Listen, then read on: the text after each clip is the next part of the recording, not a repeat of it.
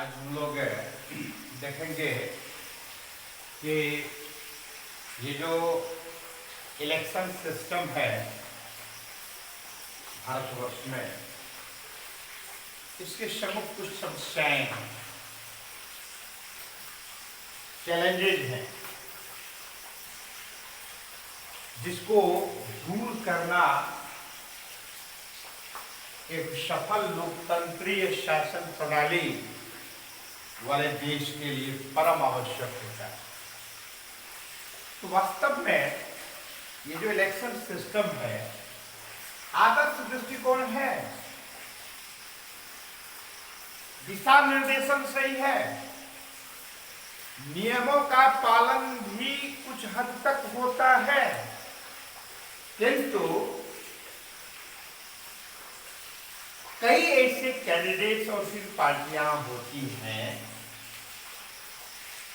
जो चुनाव को जीतने के लिए गैर कानूनी तरीकों को भी अपनाने का भरसक प्रयास करती हैं, जो वास्तव में लोकतंत्रीय शासन प्रणाली में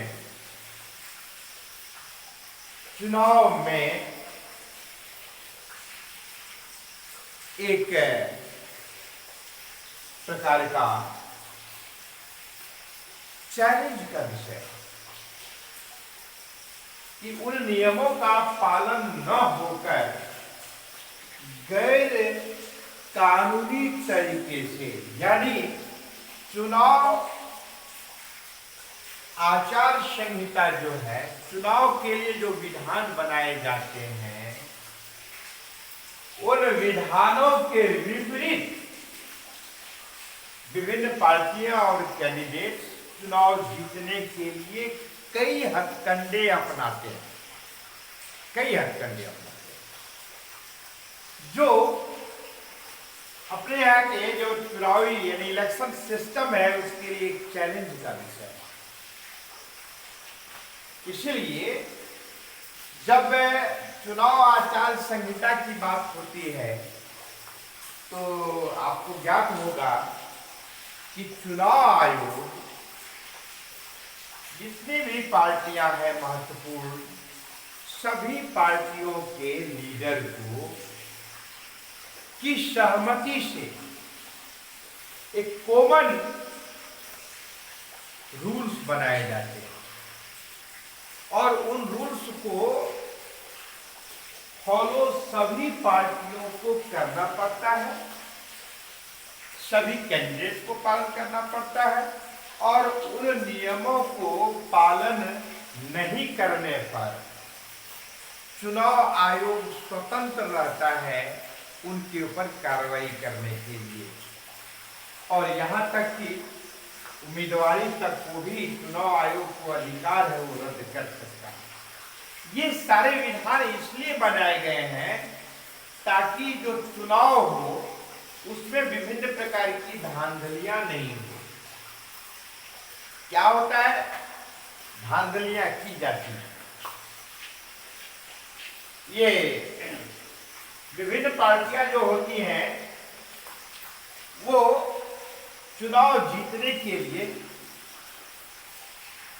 अतिरिक्त धनों का प्रयोग करती है, जिससे कि जनता प्रभाव में आकर उन्हीं पार्टी या उस पार्टी के कैंडिडेट को वोट डाले। ये इस प्रकार से अनफेयर होता है। फिर उसके बाद है क्या कि मैंने पहले ही बताया है, आपराधिक छवि के लोगों को धड़ल्ले से छोटी छोटी पार्टियां खड़ा कर देती हैं ऐसे कैंडिडेट को जो क्रिमिनल है, दुर्दांत है, जिसके नाम पर क्षेत्र में, एरिया में भयाक्रांत है जनमानस के बीच। कभी कभी तो देखा जाता है कि बड़ी पार्टियां भी ऐसे कैंडिडेट को खड़ा कर देती हैं, जिससे निष्पक्ष चुनाव कराने में या फिर जनता को स्वेच्छा से वोटिंग करने में बहुत परेशानी होती है। ये एक समस्या है, एक चुनौती है। इसलिए इस चुनौती को भी दूर करना चाहिए। चुनाव आयोग को चाहिए कि ऐसी जो आपराधिक छवि का है कैंडिडेट, उनके नॉमिनेशन को ही रद्द कर देना चाहिए। फिर उसके बाद क्या है कि चुनाव में देखा जाता है कि जन सामान्य व्यक्तियों को टिकट ही नहीं दिया जाता है। ऐसे व्यक्ति को टिकट दिए जाएंगे जो बहुत प्रभाव में हो, बहुत धन वाले हो, या अपने बिरादरी का हो। फिर जातिवाद की बू इससे निकलने लगती है, आने लगती है। तो इससे बचाने की जरूरत है। अभी कई ऐसे हमारे नेता हैं, यदि मैं नाम बताना शुरू करूं तो आपको आश्चर्य लगेगा कि ऐसे नेता लोग जो वास्तव में जन सामान्य के बीच में आम सभा में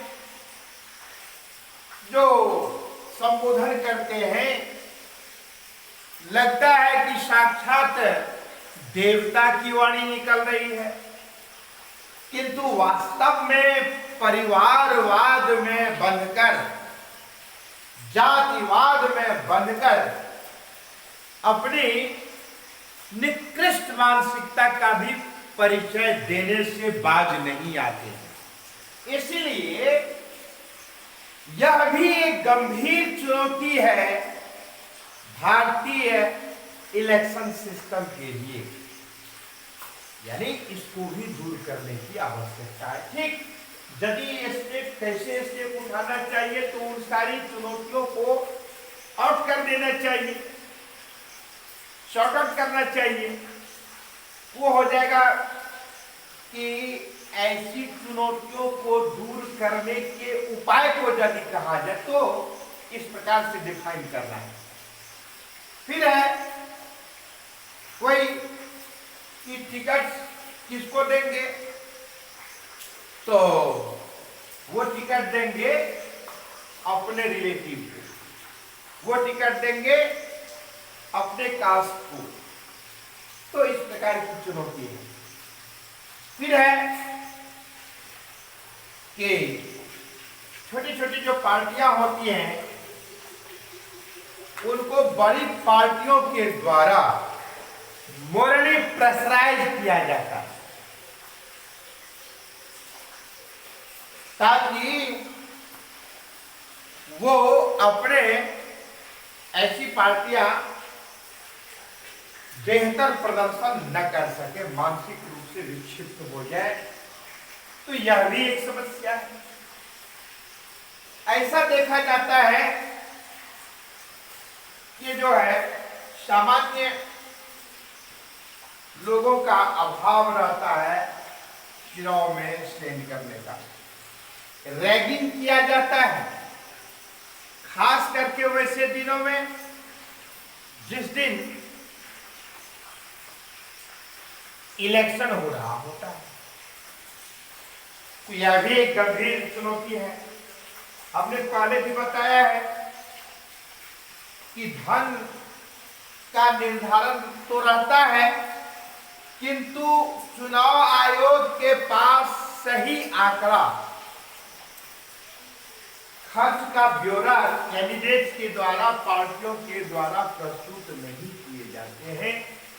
और जहां पर पार्लियामेंट्री इलेक्शन में अधिकतम 70 लाख खर्च करने का प्रावधान है, अधिकतम, वहां कई करोड़ रुपए खर्च कर देते हैं और दिखाया जाता है कि हम बहुत कम खर्च कर रहे हैं।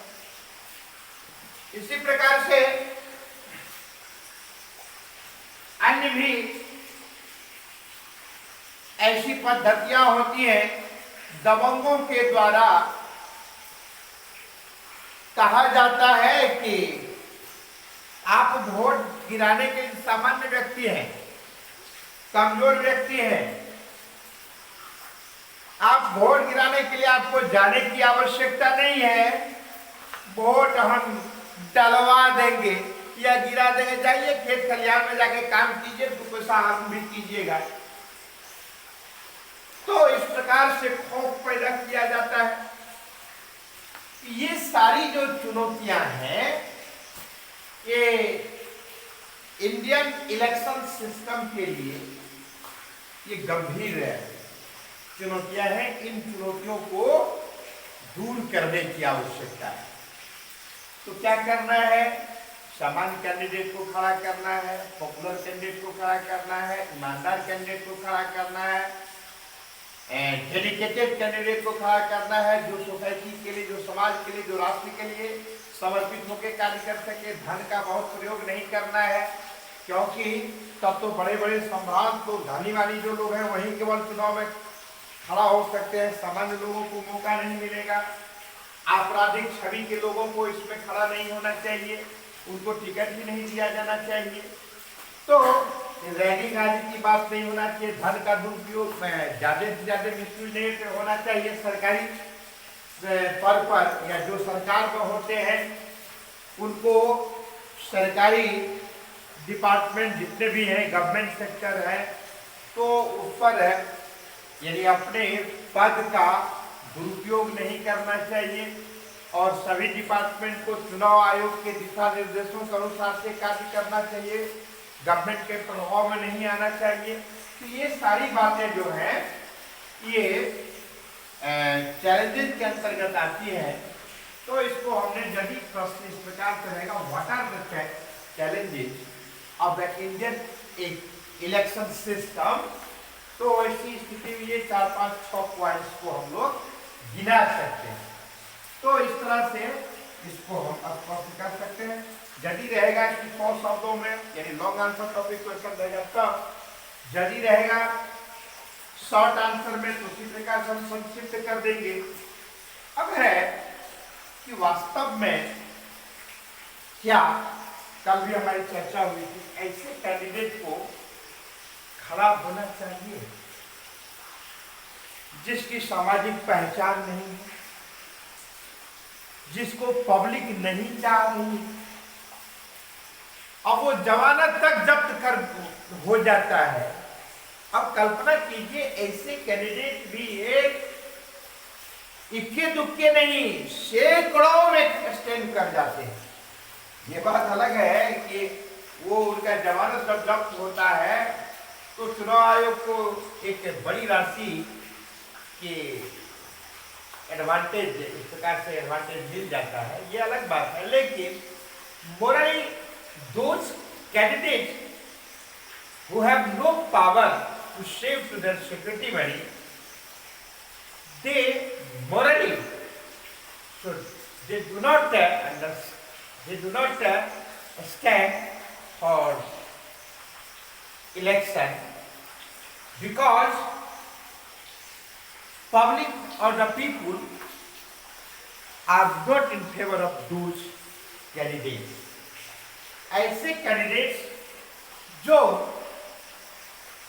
सामान्यतया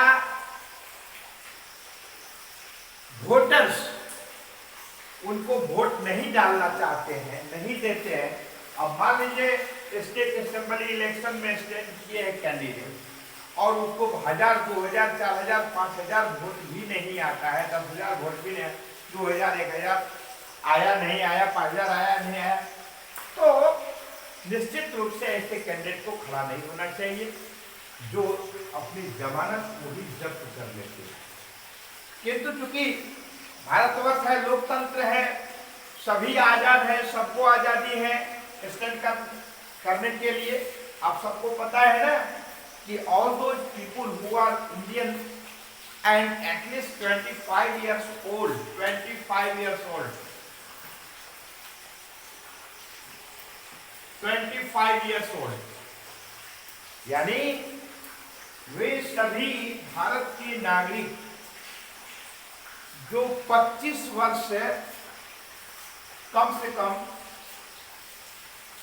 के हो चुके हैं, दे हैव राइट, यानी उन लोगों को अधिकार है, उसमें से जिनकी भी इच्छा होगी, चाहत होगी, वो चाहेंगे तो पार्लियामेंट्री इलेक्शन में भाग ले सकते हैं, उम्मीदवार बन सकते हैं।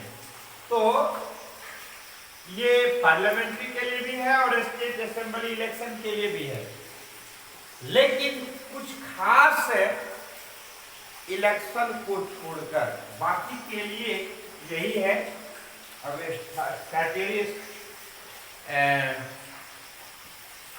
जब हम 3-tier सिस्टम में आएंगे तब बताएंगे उसके लिए, लेकिन ये हम स्टेट असेंबली और पार्लियामेंट्री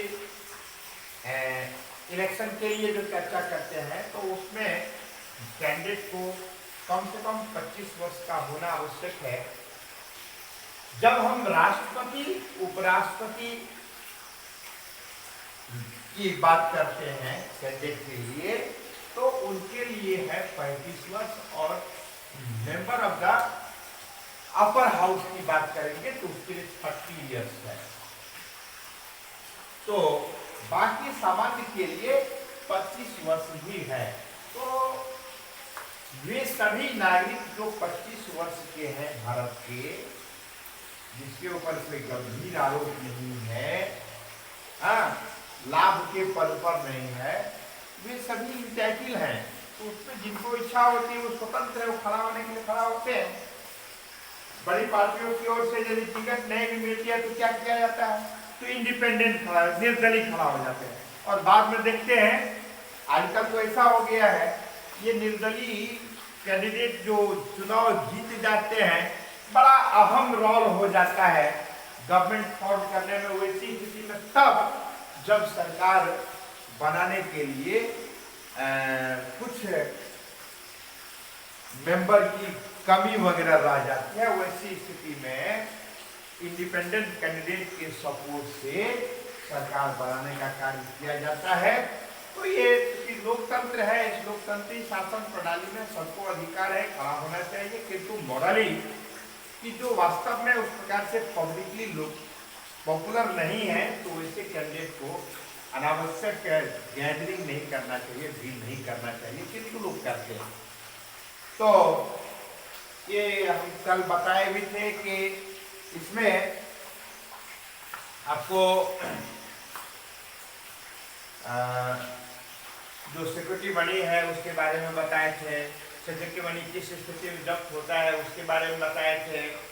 फिर कैंडिडेट को नॉमिनेशन के समय में सिक्योरिटी मनी कितना जमा करना होता है वो बताए थे कि पार्लियामेंट्री इलेक्शन यदि है तो 25,000 है, SC/ST उसी में यदि है तो 12,500 है, स्टेट असेंबली इलेक्शन में यदि स्टैंड करना है उसमें नॉमिनेशन में 10,000 है, हाफ, फिर SC/ST के लिए उसका हाफ हो जाता है। इसी प्रकार से अन्य में भी वो वेरी करता है। अब जैसे कि पंचायती राज सिस्टम में जो चुनाव वगैरह होता है उसका फिर अलग है, कम है।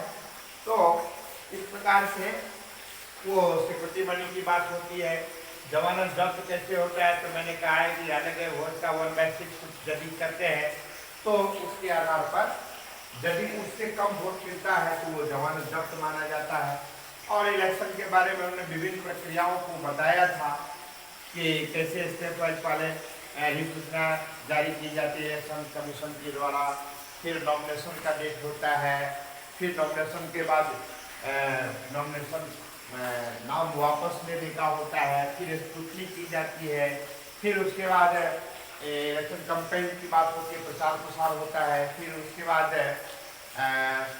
वो 48 घंटा पहले प्रचार प्रसार बंद हो जाता है, फिर इलेक्शन होता है, मतलब वोटिंग होती है, वोटिंग के बाद काउंटिंग, काउंटिंग के बाद डिक्लेरेशन। ये सारे प्रोसेस इलेक्शन कमीशन के द्वारा निर्धारित किए जाते हैं और उसको संपन्न कराए जाते हैं। तो इसी को हम लोग इलेक्ट्रल पॉलिटिक्स टॉपिक में हम लोग पढ़े आज, और मेरा मानना है कि अब इसमें बहुत कुछ नहीं रह गया है। तो यदि इससे संबंधित कोई भी प्रश्न हो, कोई जिज्ञासा हो या कहीं समझने में कोई परेशानी हो तो आप फोन करके भी या मैसेज के द्वारा भी, व्हाट्सएप के माध्यम से आप प्रश्न राइज कर सकते हैं। हम चाहेंगे आपको अधिक से अधिक सेटिस्फाइड कर पाए, इस प्रकार का हमारा प्रयास रहेगा। आज की कक्षा में इतना ही। धन्यवाद।